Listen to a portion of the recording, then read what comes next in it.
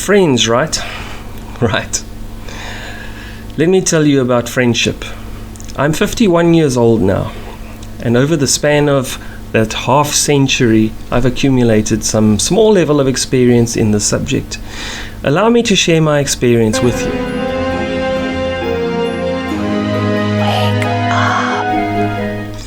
Firstly, we come into this world alone, naked and screaming.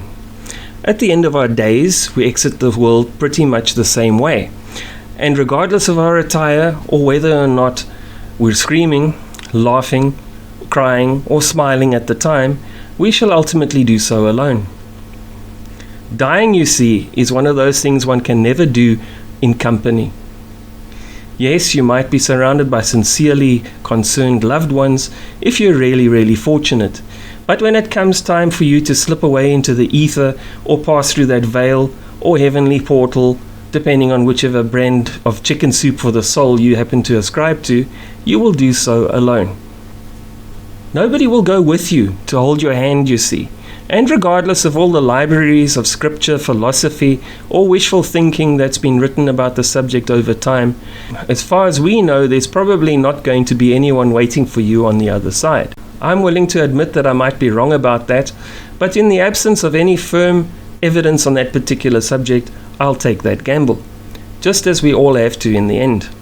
At any rate, in the time available to us between those two awesome defining moments, our arrival and our departure from this world, paths are open to us to experience life in whichever way we choose, or not, depending on the whims of fate. We will get to meet and interact with other people, and occasionally to make friends.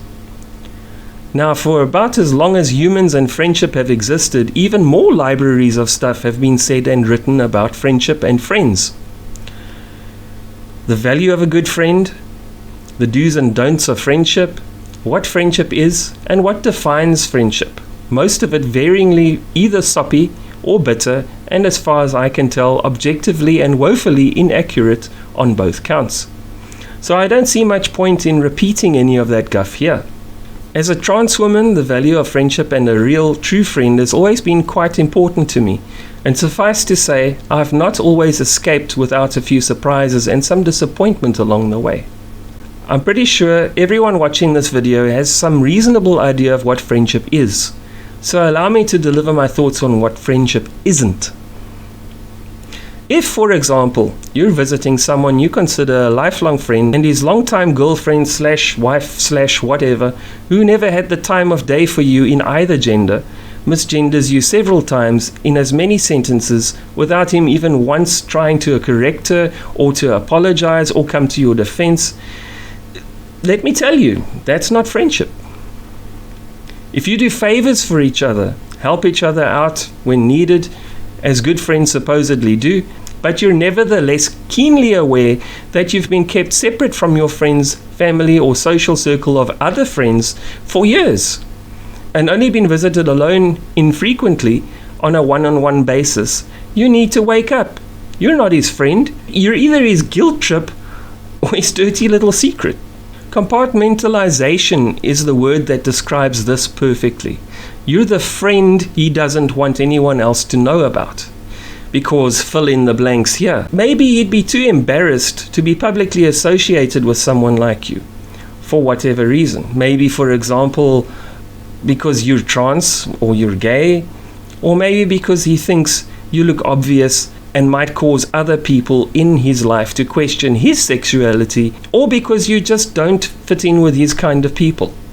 And they might wonder just why someone like him is friends with someone like you. How could someone who's truly your friend ever support and even defend the sort of public figures, religious figures, or political figures who advocate against your very existence and spread lies and disinformation and propaganda about people exactly like you from their platforms? Even when you point this sort of incongruity out to them, no matter whether you can change his mind or not, if he agrees with them in any way, shape or form, how could he possibly still be your friend? Even if he somehow sort of apologizes for it after it becomes an issue between you and you just don't talk about it anymore. If you find yourself feeling like you're constantly skirting issues that might lead to another fight or argument because you've been made aware of certain vital, fundamental issues that you simply don't and probably never could see eye to eye on again, here's a revelation for you. That's not friendship. That's a compromise, with you holding the short end of it. Here's an important truth about friendships. They're built on trust. They have to be, because friends share each other's spaces. They're supposed to have each other's backs. Once that initial trust is damaged or lost, sadly, I think you'll find it can never be restored to the same state it was before, if at all. Which brings me to another vital, pertinent aspect of human relationships. Here's a thought about friendship I think you should consider. People like to think they stay the same and don't change.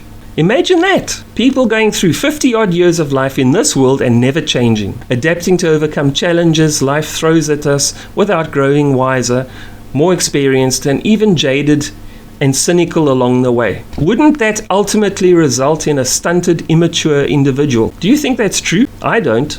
I think if you look inside and reflect back on all that you've been through, honestly, you'll realize you're not quite the same individual you used to be when you started your journey through life all those years ago.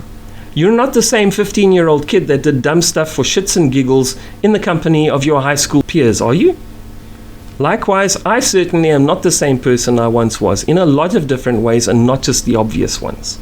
And that's the truth of it. People change. People grow. And would you like me to share a little secret with you about that? We're supposed to. That's just life. And as we change, our relationships with other people change. And sometimes, for example, relationships grow stronger and intensify, and we realize we can't live without that other special somebody who used to be a friend and still is, but also so much more. Sometimes, in astonishing moments of clarity, we marry that one special friend. And if we're really lucky, none of all this other stuff ever comes up or matters again. It's just background static because of the dynamics of that revised, evolved relationship that tune it out. Sometimes also, I'd say more commonly, friends outgrow each other.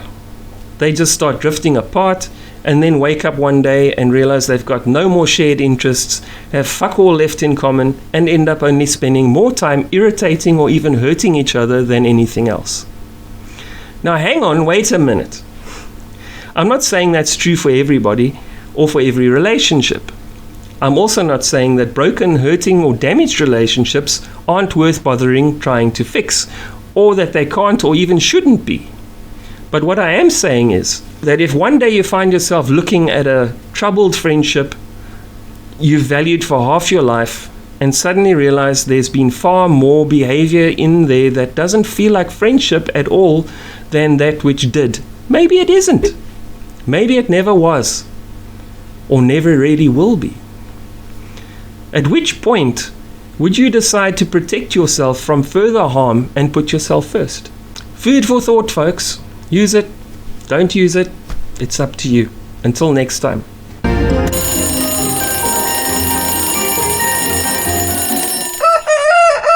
Just want to take a moment to remind you to hit like and subscribe. If you didn't like it, hit subscribe anyway so you can keep an eye on what I'm up to. Yeah. What else was I saying? Just hit that button.